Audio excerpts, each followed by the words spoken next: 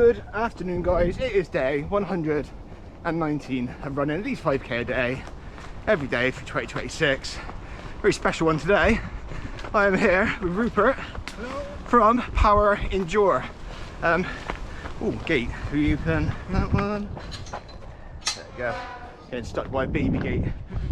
So PWR Endure are the company, the brand, who are looking after this backyard ultra that I am doing in, oh god, there's a hole, in May, which I'm really excited about. I reached out to Rupert to try and get a bit of information about what on earth is going to happen, how it works, and I suppose what I should expect, and then also talk about PWR Endure, who they are, who's behind it, and where you're going to see them in 3 months, 6 months, and a year's time. So Rupert, hello. Hello. Thanks for joining me.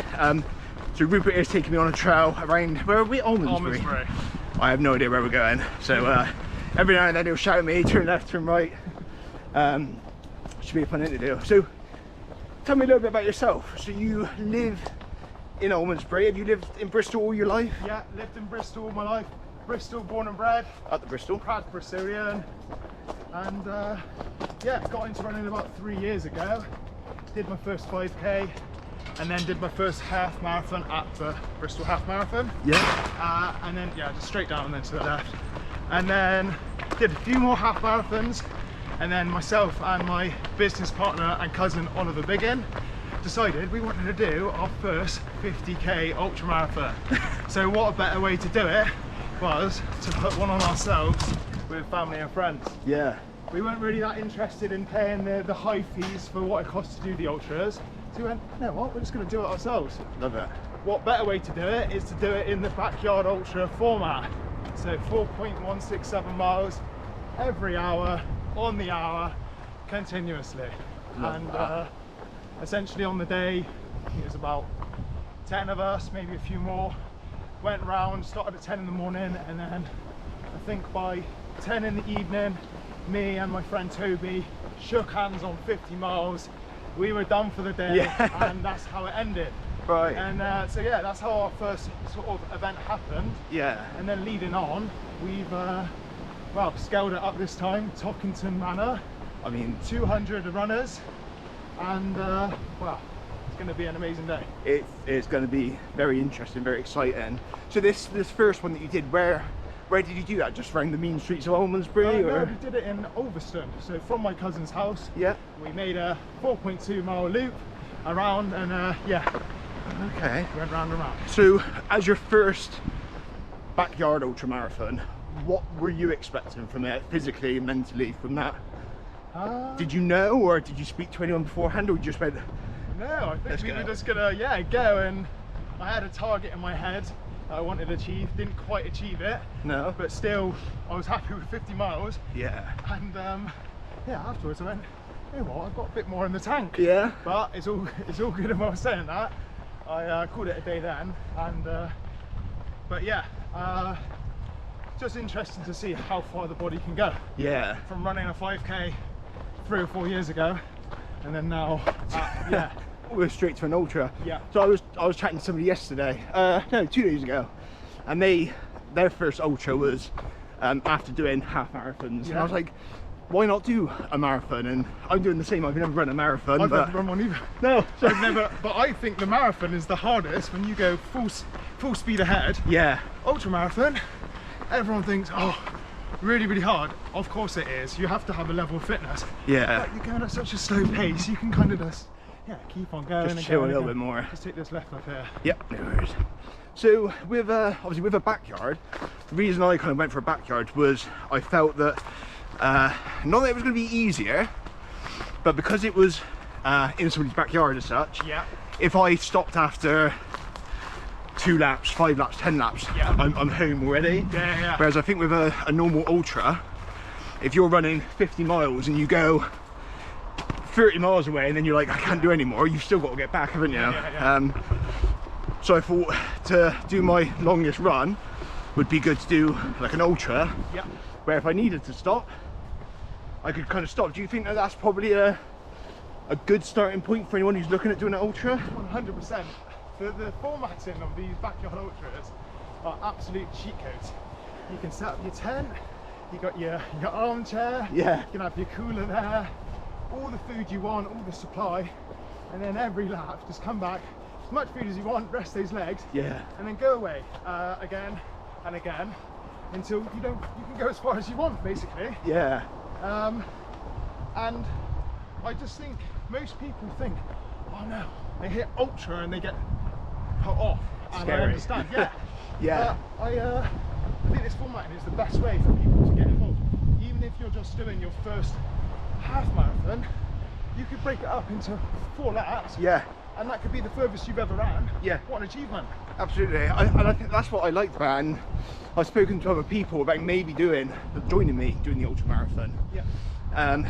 And their response is, oh, I can't even run 10k. And I'm like, well, but you could, because it's like a couple of it's 4 miles, 7k, isn't it? So I think it's a good training for doing. You could do 1 lap, and you could then say you're an ultra marathon runner, but only do 1 lap, and it's that sense of achievement, I think. And if you can get like a bit of a team together, it's not about doing 30 hours, isn't it?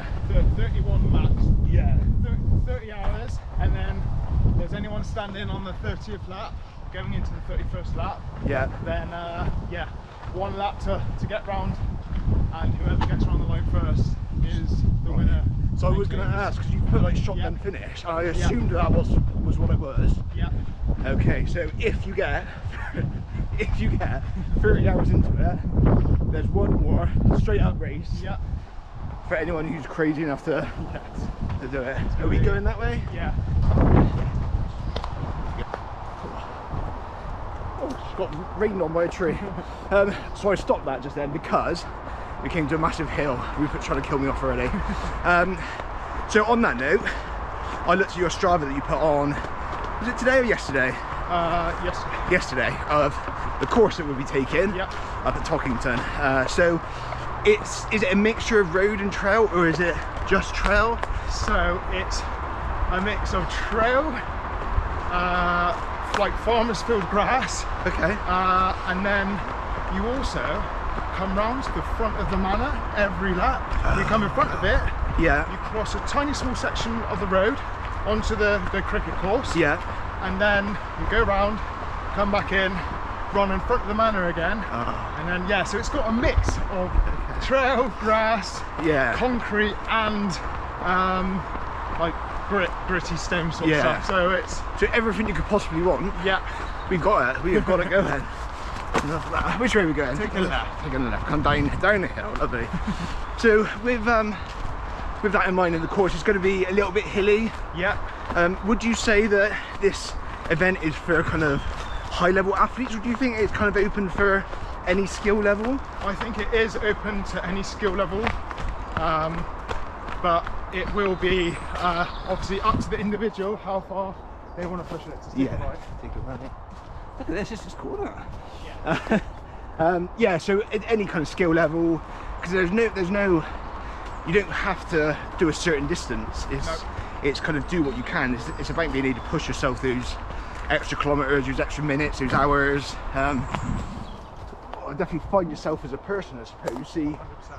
See how mentally strong you are in that physical environment, which is always nice. People want to push themselves, and like we said just now, like that ultra phrasing does make it a little bit scary, but it doesn't have to be. And I think with these guys around and having a support crew, it's definitely gonna help. Which way are we going now? Take a left. Left. So as far as setting up, because you can set up like a little base and a camp, does everyone get like a little a plot? Yeah, so we've got a designated runners village that everyone's got a plot. I think there's enough space for every single runner. Yeah. And yeah, you can come up and set up from 7. Well, you can come and start from 7:30 in the morning. Okay. And then first come first serve, set up your spot. Yeah. And then you're good to go. Oh, awesome. Kick off is at 10 o'clock. So on the line there will be a pre-warm up as well. Yeah. But yeah, the first lap starts from 10 o'clock. Fantastic. Right, that way? See?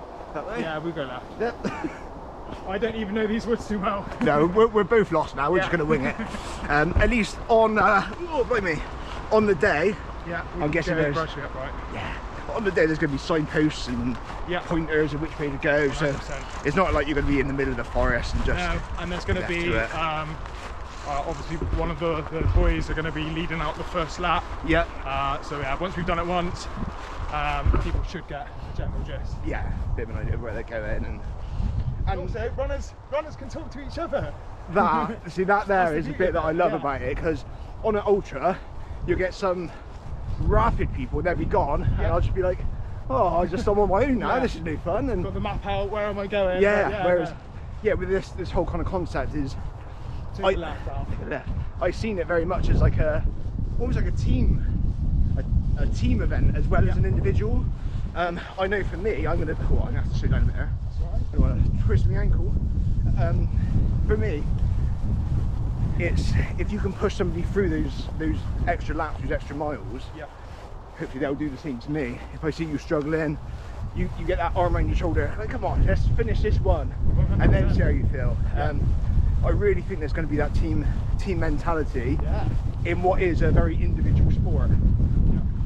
Because only yourself can get you to the line and then to go again. But it's up here. Yeah. And if the next runner next to you can influence you and give you a bit of inspiration, then too right. Absolutely. Yeah. So we're allowed a crew to come up and help us, but not to run with us. Then.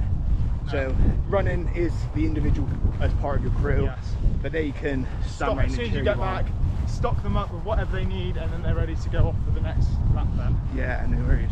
So when I looked at the map, does it kind of like, it loops almost back around the camp base? Yes, it loops round twice, so 2.1 miles, going round and then coming round again. Yeah. Lead you out of the village at the start and then obviously back in at the end. So I suppose when you come back round that bit, if you are running on your own, they can probably see you and shout at you and give you a bit of encouragement as well. So even the marshals obviously all around the course as well. Perfect. Fantastic. So what kind of got you into the running? What made you go, I'm going to go do a 5k? What's your history? So I really into the gym, love bodybuilding, not that I ever did a show or anything, but just for fitness and health. Yeah. And I've always gone running, but never too serious. And then my friend introduced me to the park runs, and then going on from there. I didn't know this was marshland. Oh my god. I've hit a nice drive there. Yeah. Oh, I'll come over. Yeah, come join me. But yeah, did the park runs, which are great. Yeah. And then went on to the house, and then went on further again. Yeah.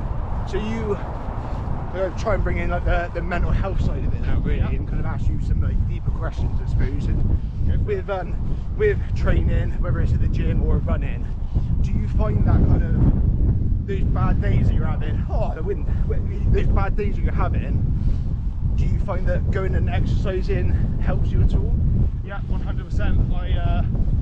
I just think fitness first. You need to work out to keep your head level-headed. Yeah. And I think it's just a bottom line.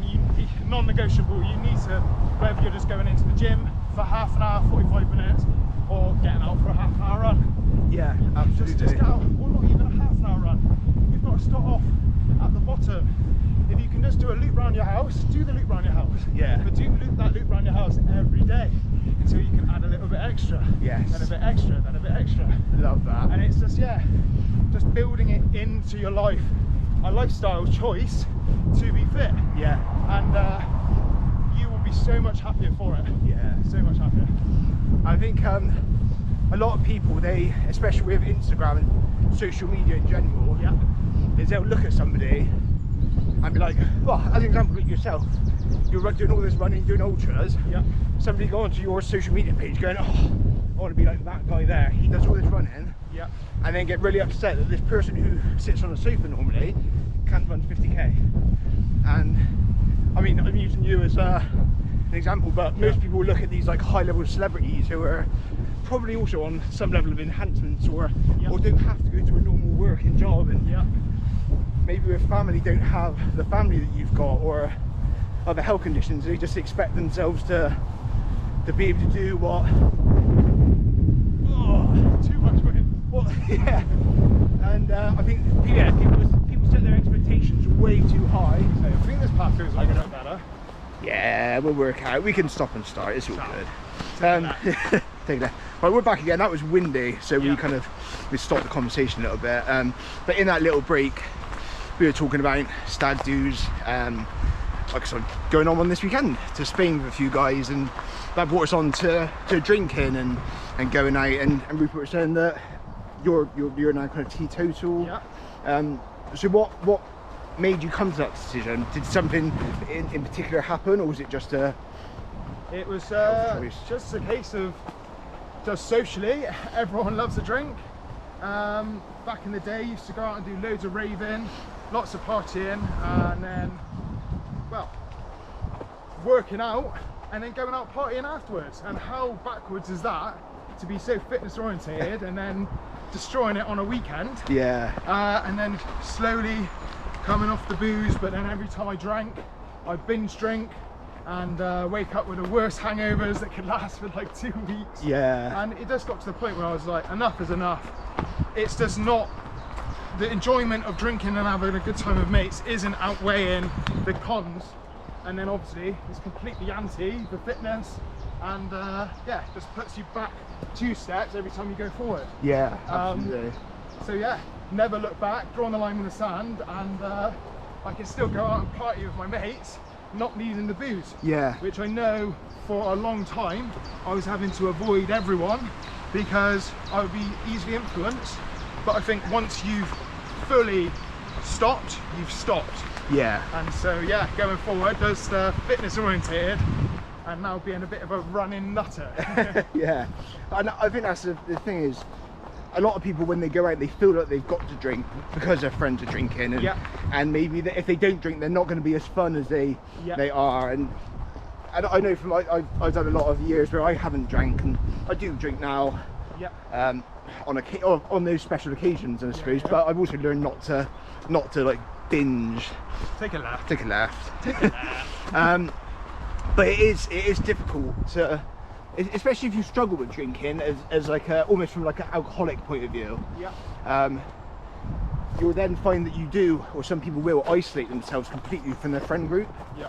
So although they might stop the drinking, and which is fantastic, they also lose that kind of friendship group, which I think can also be another like dagger in the back when you're trying to better yourself. Yeah.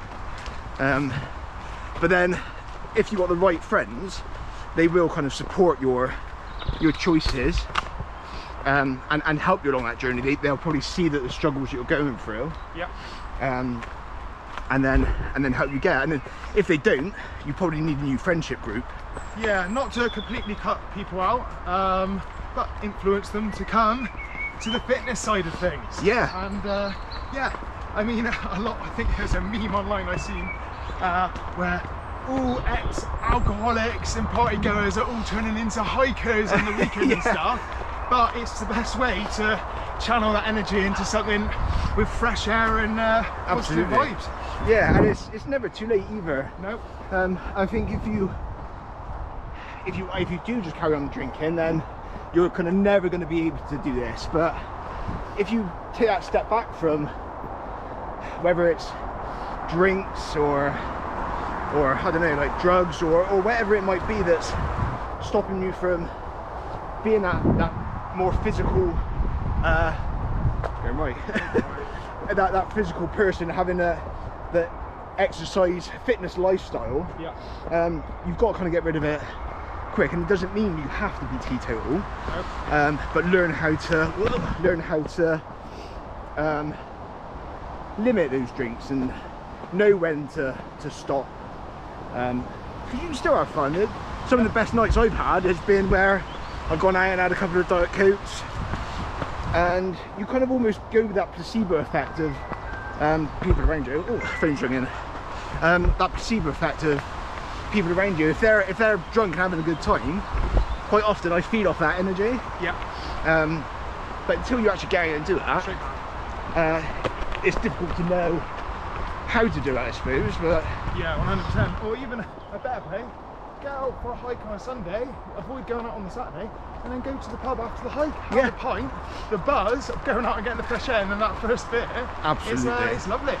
So that is pretty much what we did. We've set up a run club every Friday night, and we go from a distillery in Bitton. All right. It's called Chew Valley Distillery, and they're actually going to be there. Well, some of the guys are going to be there on the weekend of the ultra. Yeah, so we start there. We do a little 5k run / walk on a Friday evening, and then we come back. We have a drink, whether it's alcoholic, whatever you want, and we have a chat. Nice. And the feedback we're getting from that has been incredible, because it stops some people from going out and binging. Yes. And they prefer it. They prefer just kind of doing something for themselves, then socialising, and then being able to wake up in the morning and not feel like shit. Yes. You almost want to like earn it in a way. Yeah. But then not abuse it. Absolutely, yeah. So Rupert, I seen on Instagram the other day you were doing some sort of treadmill run at Nuffield. Yes, I was. What's that all about, and how are Nuffield linked up with you guys? So we've now got Nuffield Health on as our recovery partner. So they're going to be down there on the day doing challenges for spectators to win guest passes. Oh wow. So there's going to be like the row machine. I don't know, there's various different other activities they're going to be doing. Yeah. And then supporting the runners on the day, they're going to have a physiotherapist down there. Oh, wicked. So if anyone has any issues and they're down there, then they're going to be down there. Yeah. And then also giving every single runner a guest pass to go to various different gyms in the southwest to use their facilities to recover after. Oh, brilliant. Yeah. So yeah, really happy. And yeah, just quite shocked, to be honest, that we've got Nuffield Health on board, because yeah, they're such a big name. Yeah. So what kind of, I've never been to a Nuffield kind of gym or spa or leisure centre, or whatever you call them, but what kind of what do they have down there with recovery? So they have a steam and a sauna and a swimming pool. Yeah. And then they will obviously have the physio. They have bikes you can jump on. Right. Yeah. Oh, brilliant. So yeah, so after you've done an ultra, that is exactly what you're going to need. Well, after any race is what you're going to need. Yeah. So if you are willing to sign up, you get a 3-day pass as well. So that next day, or within that next week, I suppose, get in there and make the most of it. Yeah. So I've seen you running on a treadmill at Nuffield as well. What was that like? It was a promotional piece that we were doing to promote Nuffield Health and how we got on board. So I went down and ran 50 kilometres on the treadmill. Oh my word. Yes. Yeah, my ankles and knees were a bit sore afterwards, to say the least. So that was yesterday you did that? No, last Wednesday. Last Wednesday, oh, okay. I was going to say, you're doing 50k and then you come out with me today. Yeah. Brilliant. Yeah, oh, that's the mileage has gone through the roof training for this event. Yeah. It is, yeah. So how many miles leading up to it? Obviously this is new land to me. Yeah. How many miles are you trying to aim for per week leading up to this? So it's been a slow plateau over the last 3 months. So I think it's the 5% sort of increase.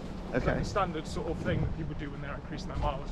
Yeah. You've got the mileage like 5% each week, 3 weeks, and then you have a down week. Okay. Going down. So then you gradually come up in the mileage. Yeah. And well, it's crazy to see how your body adapts to get to going up when you slowly go up and up and up. Yeah. And I mean, it's all very slow, so it's just the accumulation of the miles rather than you're doing the flat out PVs and stuff like that. You're having to like leave the ego at the door. Yeah. And just slow everything down. Yeah, that's just got to concentrate with this bit. Yeah, so your runs are not about speed. No. They're just about distance. Yeah. I suppose just try and build your engine up to last that distance as well. Think right. So with did you say you were doing the Bristol 10k? No. Nothing this year? I've done the Bristol halves previously. Yeah. But no, it's the Bristol 10k and half a week before ours. So yeah, the weekend following is hard. Yeah, so that week before, do you like deload a little bit, or do you still? Yeah, so I had my peak mileage last week, 100 miles. Now I'm cutting down to 80 this week. Okay. And then I think it's 60. Just 80 miles. Yeah, right. Just cutting right down now, because there's nothing worse going into the event with dodgy knees or little niggles or anything. So. No. Okay. And with leading up to this event as well, with nutrition, yep. Do you have any tips, tricks, advice on nutrition kind of leading up to it and on the day? Well, I've always been a chicken, rice and broccoli boy being in the gym. Yeah. But I mean, I'm struggling to get enough food in. Okay. So it's almost a cheat code for running. Not that you should, because you should always be cleanly eating, but I can almost just shove anything carb-like, I can just shove into the system, and it's just getting like evaporated, burnt out with the amount of miles that have been done. Yeah. Okay. For the race day, I guess just over prepare. Bring your cool box. Yeah. And for my first ultra, I bought a load of burritos from Costco, cut them in half, and every lap I was having some burritos, bananas, energy gels, baked myself a big sponge cake just to shove in. Yeah. So it was just get in as much as possible, and like I'm gonna streamline it and make it a little bit more professional this time. Yeah. But double or quadrupling 10 times the amount of food as last time. So yeah, just more than you need. Yeah. Obviously preparing for the night time, so head torch, spare batteries, warm layers for when you come back. Yeah. And I think the main thing is you need to have your set station. You come back, you instantly get into the resting mode you're in. Yeah. Fuel up, and then just like keep as much energy preserved for the next lap. And, right. Depends how serious you want to get with it. You can just stand around and have a chit chat with people. Yeah. Okay. So, I suppose the question, you don't have to answer this on camera, but I'm going to ask you anyway. This is a 31-hour race. Yes. How far are you hoping to go? I have trained and I'm planning to execute the full event. Yeah. Full 31 hours. I hope there will be someone there on the race line ready to go on that 31st lap. Yeah. To win the £500 prize. Whoa, £500 Yes. prize. Well, there you go. If ever you wanted an incentive. Wow. Yeah, that'd be. I can't see myself being at the finish line on that one, but you have to believe. You have to believe. So straight up. Straight up. That is that is insane. So 31 hours. Yep. How many miles are we talking about? So it's a total of 207 kilometers or 129 miles. Wow. What's that? That's like from here to London away, pretty much, isn't it? Yeah, give or take. Give or take. Crikey. Well, I wish you all the best on that. Thank you. I will definitely see you on the day. Of course. And I'll do my best to stick with you for the 30 hours as well. 100%. So guys, get involved. Have a little look. I'm going to put all the whatever I can put up to promote this race. I'll put onto the little taglines, and get involved. Even if you think you can just do a few laps, just come and enjoy the experience.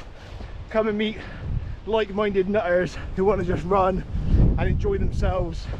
It's going to be an epic weekend, and you get a free day pass at Nuffield Health. Of course.